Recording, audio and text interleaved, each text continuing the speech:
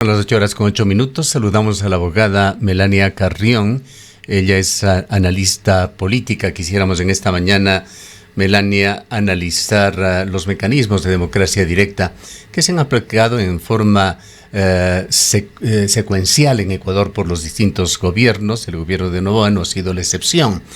Y con los efectos posteriores que se dan donde la voluntad popular es ignorada o es postergada permanentemente por los gobiernos, como estamos evidenciando una vez más con el tema de la flexibilidad laboral en Ecuador.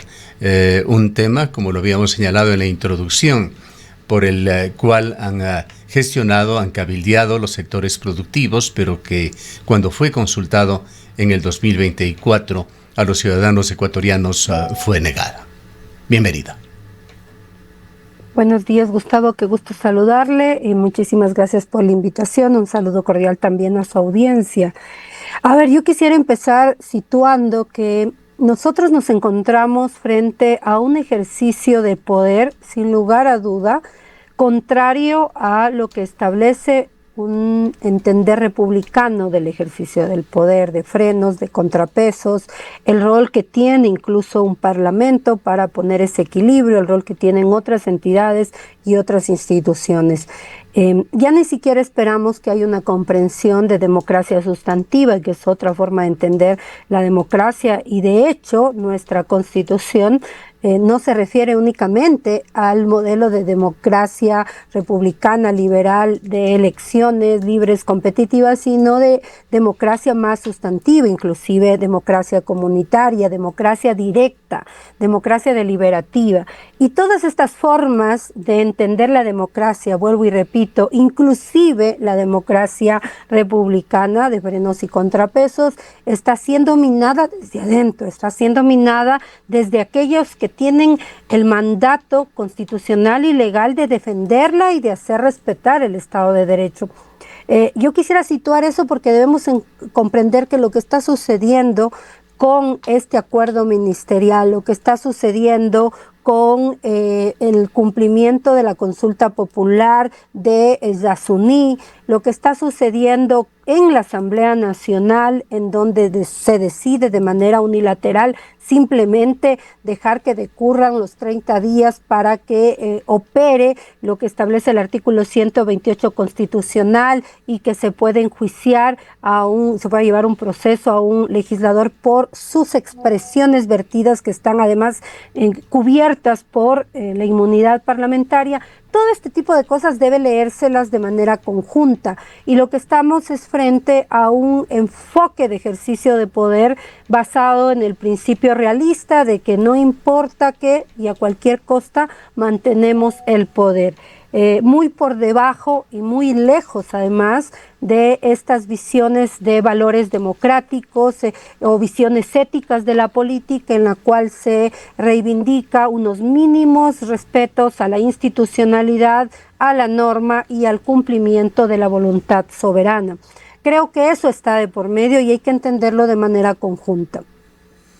Es decir, que estamos asistiendo a un giro, un cambio en el país que más allá de las decisiones que va tomando el gobierno nacional van impregnándose de alguna manera en una política de Estado. Así es, porque no lo vemos solamente en manifestaciones del gobierno, inclusive yo digo, incluso las actuaciones que tiene la Corte Constitucional, que es el último reducto institucional que tenemos un poco de esa lógica de frenos y contrapesos. Cuando uno revisa, por ejemplo, la sentencia, Gustavo, por los 4 niños de las Malvinas, en memoria de los 4 niños de las Malvinas, en la que se reconoce por parte de la Corte Constitucional este habeas corpus instructivo, uno puede darse cuenta cómo se toca con pinzas, ¿no? Al poder de turno. Uno puede ver cómo la Corte Constitucional manda a pedir disculpas. Eso hace muy bien que pida disculpas el comandante de la Fuerza Aérea con un texto específico, pero no dice nada del Ministerio de Defensa, por ejemplo, no dice nada de lo que pudimos ver todos, ¿no? Inclusive amenazas veladas a juezas. Entonces, bueno, ni tan veladas, amenazas directas, cuando se pronunció el ministro de Defensa. Entonces nosotros estamos viendo esa erosión y esto es parte de lo que, por ejemplo, Levitsky, un autor, y Ziblatt, estos dos autores señalan como en su texto Cómo mueren las democracias, como una suerte de un régimen híbrido, ¿no? Es decir, hay instituciones, hay entidades, organismos del sector público que aparentemente están funcionando, pero que lo hacen sin cumplir sus mandatos constitucionales, sin respeto al Estado de Derecho, sin respeto a las garantías constitucionales, a los derechos humanos, y lo que estamos asistiendo es a regresividad de derechos, a una desnaturalización de ciertos principios democráticos en todo sentido, y esa es precisamente, digamos, esta característica de estos regímenes híbridos y estas lógicas de erosión de la democracia. ¿Por qué? Porque desde adentro ya no necesitamos que sean las Fuerzas Armadas que se tomen el poder, ya no necesitamos que haya un golpe de Estado, que hayan grupos subversivos que pretendan socavar la democracia, sino que es desde adentro por parte de los mismos autores institucionales.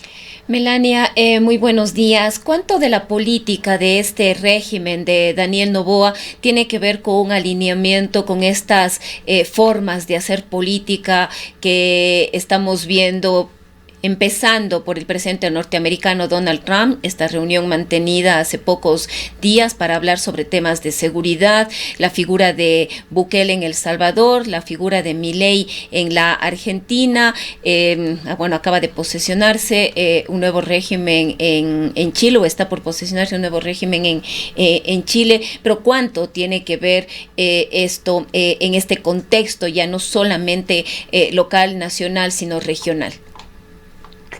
Rosana, qué gusto saludarle y muchísimas gracias. Qué pertinente pregunta, porque en efecto, no solo que no podemos ver las actuaciones de las instituciones en el Ecuador de manera aislada, sin ver todo el ecosistema político institucional ecuatoriano, sino que en efecto debemos verlo en clave geopolítica, como usted ha señalado, porque no es solamente el gobierno ecuatoriano, no es parte de esta lógica de péndulo que señalamos, ¿no? A veces ciertos gobiernos de izquierda o gobiernos progresistas o gobiernos estatistas generan unas dinámicas también y una respuesta desde las derechas más radicales.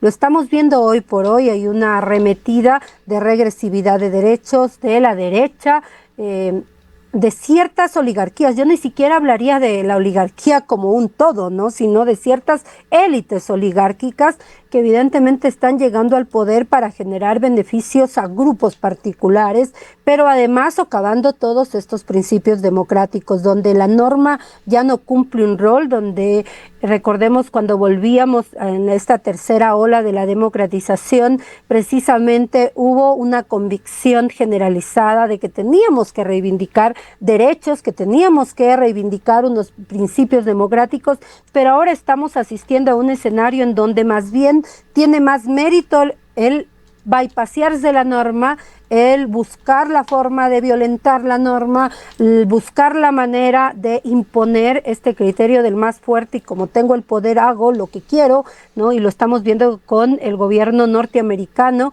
que ha sido muy claro, ¿no? Incluso sin cuidar las formas, ya ni siquiera la diplomacia.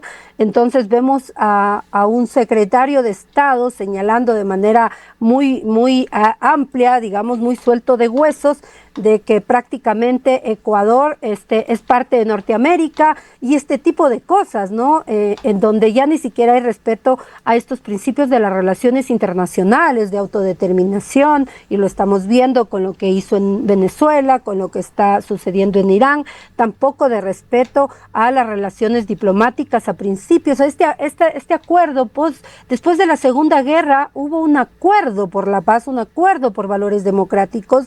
Un poco el mundo se puso en sintonía, señalando de que había que tomar medidas para evitar volver a regímenes totalitarios o regímenes autoritarios, pero no, eso es ahora lo menos relevante y más bien es muy meritorio lo otro. Así que sí hay un alineamiento porque además se busca un tutelaje que se lo está leyendo como que si se tratara de un tutelaje amplio, y lo que no estamos leyendo y no están leyendo las autoridades es que es un tutelaje muy a conveniencia, muy coyuntural, evidentemente, y que tampoco responde a las demandas ciudadanas, ¿no? Porque basta citar un ejemplo, Rosana, ¿no? Es decir, cuando uno pretende tener un tutelaje, un apoyo, un aliado, tutela, porque lo que se busca es un tutelaje, no diría ni siquiera aliados entre iguales o quienes se perciben iguales, pero sí este tutelaje vemos absolutamente contradictoria las acciones, por ejemplo, mientras están persiguiendo a los ecuatorianos en Estados Unidos, a migrantes ecuatorianos, acá estamos aplaudiendo, en cambio, el quehacer del gobierno norteamericano. Entonces esas contradicciones nos explican, y claro, lo que estamos viendo, por ejemplo, con este acuerdo ministerial no es otra cosa que un intento de réplica de lo que está haciendo Milei en Argentina, con una característica, ¿no? Al menos allá se respetó el principio de reserva de ley. Acá no, porque allá por lo menos tuvo que pasárselo por los órganos parlamentarios. Acá es como lo hago de manera indiscriminada y de manera voluntaria y discrecional. Entenderíamos a usted que lo que estamos viviendo no es accidental, sino viene de políticas que incluso trascienden las fronteras nacionales, y esto nos lleva a análisis de lo que está pasando en el mundo. Ese discurso que no debe haber escapado a su ilustrado conocimiento de Ursula von der Leyen, que sostiene que la Unión Europea debe abandonar su papel como protectora de un orden mundial extinto, adaptarse a una realidad política mucho más agresiva, subrayando que Europa, el viejo continente, que ha sido un referente en el mundo, necesita proyectar su poder con más pragmatismo, dejando de confiar exclusivamente en normas globales que ya no garantizan su protección. Una lluvia de críticas vinieron desde la propia Unión Europea sobre estas declaraciones que han dejado huella. El día de ayer intentó rectificarlo sin mucho éxito. ¿Qué nos dicen estos mensajes que vienen desde afuera de estos importantes referentes? Es parte de esto que lleva adelante el gobierno norteamericano, ¿no? Uno le escucha a Rubio, y lo vimos también en Múnich, si no me equivoco, a Rubio hace unas semanas, dando un discurso que hubiese sido, digamos, esperable en la época de la Alemania nazi, ¿no? Es decir, allá en 1933 uno hubiese esperado ese tipo de discursos, un llamado al y respeto a estos principios civilizatorios occidentales que tienen que ver precisamente con democracia, que tienen que ver con respeto a libertades, que tienen que ver con respeto a derechos humanos, que tienen que ver con respeto a una visión civilizatoria de convivir pacíficamente los estados, para hablar de que es necesario volver a los estados imperiales, para hablar de que es necesario volver al ejercicio de la fuerza, ¿no? Y precisamente cuando surge la noción de esta paz perpetua, la noción de este acuerdo de la posguerra, es precisamente para superar esta visión de los estados nacionales, estos estados que hacen ejercicio de la fuerza y que imponen su visión imperial a través del ejercicio de la fuerza, sino para hablar de coexistencia pacífica, para hablar de que podemos sentarnos en una mesa y de que podemos llegar a acuerdos. Mire, es indiscutible, Gustavo, de que los estados nacionales, que los actores en el sistema internacional tienen intereses. No podemos negarlo. Incluso quienes tenemos una visión más de interdependencia o una visión más neoinstitucionalista, sabemos que hay intereses. Pero esos intereses se compaginan con visiones civilizatorias de coexistencia de los estados en esas relaciones internacionales. Y esa es la visión que se encuentra hoy por hoy amenazada, porque lo que se está diciendo es de que tenemos que pensar, como usted ha dicho, de manera muy realista. ¿Y cuál es este pensamiento realista? El más fuerte se impone. No importan las circunstancias, no importa lo que esté en juego, el más fuerte y el que tiene el poder y sobre todo el uso de la fuerza, ¿no? Se impone. Y esto socava toda la noción de cómo se han ido construyendo después de la Segunda Guerra Mundial las relaciones internacionales. El decir que las Naciones Unidas prácticamente no cumplen ningún rol, con todas las críticas que podamos tener, Yo tengo muchas críticas al sistema de Naciones Unidas, pero no podemos negar el rol que han cumplido precisamente para promover derechos, precisamente para orientar reflexiones más profundas sobre problemas que no van a ser problemas de interés de los poderes de turno de los estados nacionales que ejercen ese poder. Le estoy hablando, por ejemplo, de cambio climático. La crisis ambiental global precisamente ha sido puesto en el escenario gracias a los debates, a los acuerdos en el seno de estas instancias internacionales, de los regímenes internacionales, que nos obligan a mirar más allá de estas dinámicas específicas nacionales y de los intereses nacionales. Y lo más grave es que aquí salimos perjudicados nosotros, ¿no? Los pueblos del sur global. Estamos aterrizando, Melania, en las teorías que hasta hace poco eran consideradas como teorías conspirativas, algunas de ellas, como estas del grupo Bilderberg, por ejemplo, un grupo de millonarios que ha sido objeto de novelas y parcialmente de realidades también, que se reúnen anualmente para decidir el destino del mundo. ¿Qué factores explican que América Latina esté siendo particularmente vulnerable ahora y qué riesgos implica que, por ejemplo, la seguridad regional dependa de esquemas asimétricos diseñados fuera de la región?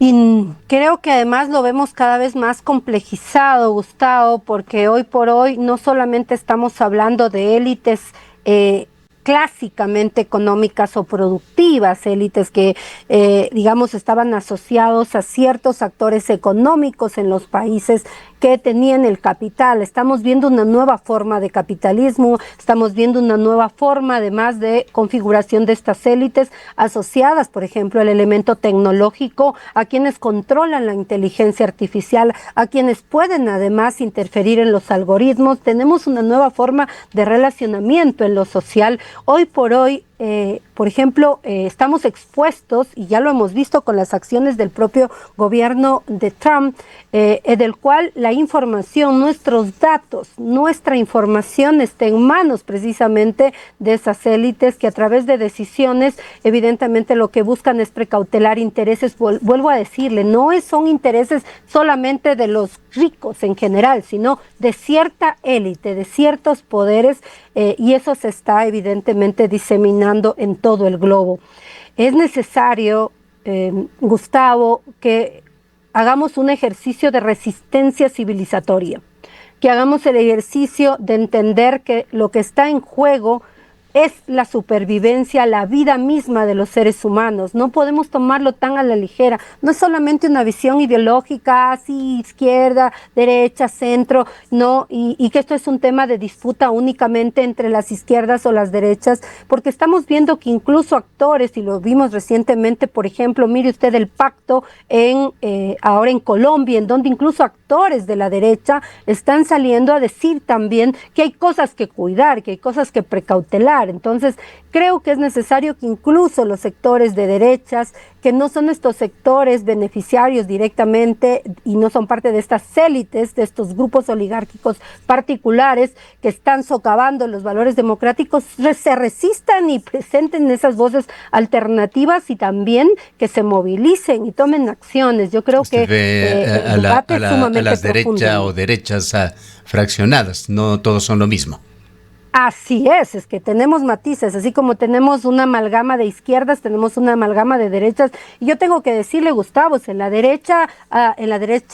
las derechas, hay una derecha respetuosa, por ejemplo, de valores republicanos. Hay una derecha que entendió desde el liberalismo clásico que se necesita instituciones fuertes, que se necesita equilibrios, contrapesos, que se necesita un mínimo piso de inclusión inclusive y de reducción de brechas de desigualdad para que pueda funcionar incluso ese sistema que ellos defienden. Es decir, no estamos hablando de las mismas dinámicas, y lo que hoy estamos viendo. Lamentablemente hemos tenido un corte, aparentemente, con la abogada Melania Carrión. Esperemos recuperar para concluir con reflexiones claras estos interesantes temas.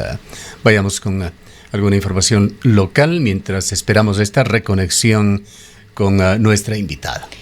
Bueno, y hay varios análisis y pronunciamientos también desde lo local respecto de los temas nacionales, entre ellos esta participación a la que habíamos hecho mención del presidente de la República, Daniel Noboa, en esta convocatoria del presidente norteamericano Donald Trump, en lo que se denominó la Cumbre Escudo de las Américas. Es parte de algunos cuestionamientos de esta participación. Este tipo de alianzas son muy peligrosas, dice, por ejemplo, Andrés Ugalde. Creo que este tipo de alianzas político-militares son muy peligrosas. Como peligrosa calificó el analista político Andrés Ugalde a la Cumbre de las Américas liderada por el presidente de los Estados Unidos, Donald Trump, y en la que participó el presidente del Ecuador, Daniel Noboa. No es la Cumbre de las Américas, es una cumbre que se llama Escudo de las Américas, que lo que pretende es, para mí, tres cosas. Bosquejar una alianza político-militar que va a tener muchas repercusiones en el tema de los derechos humanos, que es, creo, un tema que sobre el que tenemos que tener mucho cuidado.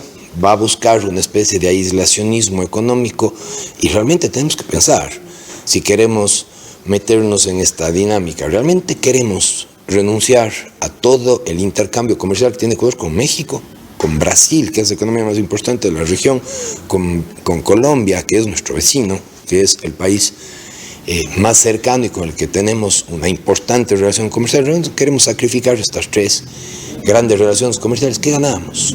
Ganamos un libre acceso de bienes y servicios a los Estados Unidos, que hace 2 semanas nomás ya fue restringido con esta sobretasa del 15 o del 25% que puso Donald Trump a toda América Latina. Luego, la cumbre Escudo de las Américas tuvo también como principal agenda, esto era claro, ¿no? Esto es probablemente el mayor objetivo de los Estados Unidos ahora mismo, que es reducir un poco la presencia comercial, ideológica y comercial, sobre todo de la China, ¿no? Este gigante en ascenso que ya se está convirtiendo en la primera economía del mundo.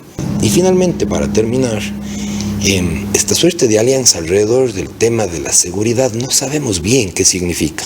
Amigos, hay que ser claros. En los últimos años, el Ecuador, solamente pensemos en lo que va de este gobierno, ¿no? Hace un poco más de un año atrás, el presidente de la República subió el IVA del 12 al 15% para financiar el Plan Fénix y luchar contra la delincuencia y el crimen organizado. 1.200 millones de dólares le sacaron del bolsillo a la clase media con el incremento del IVA. Después, hace unos pocos meses atrás, en septiembre o octubre, se redujo el subsidio al diésel con el paro nacional que hubo a continuación y demás. Esos fueron 900 millones adicionales. Vamos en más de 2.000 millones, 2.100 millones de dólares para financiar el Plan Fénix. Y yo les pregunto a ustedes, ¿alguien sabe qué es el Plan Fénix? ¿Alguien ha visto el Plan Fénix? ¿Ha dado resultado el Plan Fénix? ¿O estamos viviendo en este país una realidad en la que de nuevo cerramos el 2025 como el año más violento de la historia? Nuevamente los meses de enero, febrero han sido meses trágicos desde el punto de vista de la violencia. El Ecuador está económicamente acabado, provincias de la costa están económicamente acabadas, el turismo se ha reducido a cero en algunas regiones del país por el tema de la violencia. Entonces, ¿dónde está el Plan Fénix? ¿Queremos seguir embarcándonos en estas iniciativas o queremos hacer lo que realmente tiene sentido, que significa crear infraestructura y apostar al tema de salud y al tema de educación? Porque el gran problema es ese. Todos los libros de economía del mundo lo dicen. Para el noticiario de Antena 1 reportó Jorge Isaac Peña. Son las 8:32, luego de escuchar las reflexiones del académico cuencano. Retornamos con nuestra invitada, la abogada Melania Carrión. Sufrimos lamentablemente un corte en la señal, pero no queríamos dejar trunco este interesante diálogo que manteníamos con usted, Melania. Quisiera preguntarle ya en la parte final y para llegar a algo conclusivo, ¿qué factores explican que América Latina esté siendo particularmente vulnerable tras la fragmentación del sistema internacional? ¿Qué riesgos enfrentan las democracias latinoamericanas? ¿Qué explica el arribo de gobiernos como el de Argentina, como el de El Salvador, como el de Chile y por supuesto el de Ecuador? Su audio, el micrófono aparentemente ¿Está cerrado? ¿No? Ahora sí, te escuchamos. Ok. Muchas gracias. Le decía, Gustavo, que yo quisiera empezar por aquello en lo que la literatura, la doctrina incluso tiene mayor consenso, ¿no? ¿Cuál es el mayor consenso de cómo es que América Latina se enfrenta y tiene un nivel mayor de vulnerabilidad, un nivel de exposición inclusive mayor a todas estas situaciones? Y el primer elemento tiene que ver con la debilidad de sus instituciones. Sin lugar a duda, América Latina se caracteriza por tener debilidad en sus instituciones democráticas, por estar sometida permanentemente a estos juegos de ciertas élites que han generado también un debilitamiento progresivo de esas instituciones democráticas. No se ha terminado de consolidar después de las experiencias que tuvimos de dictaduras, por ejemplo, en América Latina, en el Cono Sur, no se han terminado de consolidar en todos los casos esas instituciones democráticas que eran como la promesa del retorno a la democracia. Se generaron una amplia cadena de expectativas sobre la democracia. Los ciudadanos no estamos entendiendo que la democracia es un procedimiento, que la democracia es un piso, que la democracia no es la satisfacción entera de todas esas demandas que quisiéramos nosotros que nos respondan las instituciones, pero que sí permite y habilita que sean los actores políticos cuando llegan al poder que cumplan con esas demandas. Pero esa satisfacción de los ciudadanos frente al rendimiento de la democracia evidentemente ha dado lugar a un giro también de respaldo en la democracia. Cuando uno mira el Latino Barómetro, Gustavo, uno ve que desde el año 2010 hasta el año 2023, por ejemplo, que es el último informe del Latino Barómetro completo, y podemos ver que se han perdido 15 puntos en el respaldo a la democracia. ¿Eso qué significa? Y se concentra esta opinión entre gente joven, dicho sea de paso. Y además que exactamente que los más jóvenes no están entendiendo lo que significó vivir en dictadura, no están valorando la democracia. Entonces aquí hay un ejercicio muy, muy importante también de pedagogía democrática para entender qué implica la democracia y por qué hay que defender la democracia. ¿Por qué gobiernos autoritarios, gobiernos que simplemente deciden violentar la norma no son la respuesta a esos problemas? ¿Por qué? Porque está demostrado, y esto es la ciencia, aquí no hay, no es una elucubración. Está demostrado que los gobiernos autoritarios llevan consigo mayor corrupción, mayor discriminación, mayor discrecionalidad, mayor exclusión, que no terminan siendo plurales si no incluyen a todos los actores y que terminan favoreciendo a ciertos grupos de poder o a su entorno más cercano. Así que la salida nunca va a ser el autoritarismo, porque además eso mina derechos, restringe derechos, libertades y puede terminar generando efectos que ya vimos, como en el caso de los 4 niños de las Malvinas, pero no solo ellos, sino que estamos viendo que existen más de 40 personas que también han sido desaparecidas forzosamente durante esta llamada guerra interna que tenemos contra el crimen organizado. Así que la tarea es revalorar la democracia. Exactamente. Bueno, le iba a pedir una conclusión, usted se ha anticipado ya, pero quizá elaborando un poquito más. ¿Cuál es el camino que está siguiendo Ecuador? ¿Qué es lo visible? ¿Qué viene en el corto y mediano plazo? A ver, yo le tengo que decir honestamente, estamos frente a una deriva autoritaria, lo hemos señalado, una erosión de las instituciones democráticas, las débiles instituciones democráticas que ya teníamos. Evidentemente tenemos ahora con esta proscripción a la revolución ciudadana, además, un ejercicio de mayor concentración también en términos electorales. Lo que se viene es mayor polarización, pero se vienen resistencias también, Gustavo, porque algo que está claro es que cuando existen ejercicios de concentración de poder, cuando existen discrecionalidad o arbitrariedad y respeto a los derechos, también de la otra mano se genera este proceso de repertorios de acción colectiva, de resistencias. La ciudadanía termina de despertar, poco, despacio, digamos, de a poco, pero termina de despertar y los escenarios que se vienen son de confrontación sin lugar a duda, porque además con un gobierno con una débil confianza, ya vemos que los índices de confianza están cayendo progresivamente también para el gobierno nacional, a pesar de toda la narrativa. En consecuencia, lo que se vienen son periodos de posible inestabilidad política también. Y eso no nos ayuda a nadie. Por eso hay que defender la democracia y las instituciones y ponerle freno también a toda manifestación de arbitrariedad y de autoritarismo. Bien, le agradecemos mucho por haber estado con nosotros. Muchísimas gracias, Gustavo. La abogada Melania Carrión es analista política. Son las 8:38. Dicen que tu casa no es solo un lugar, es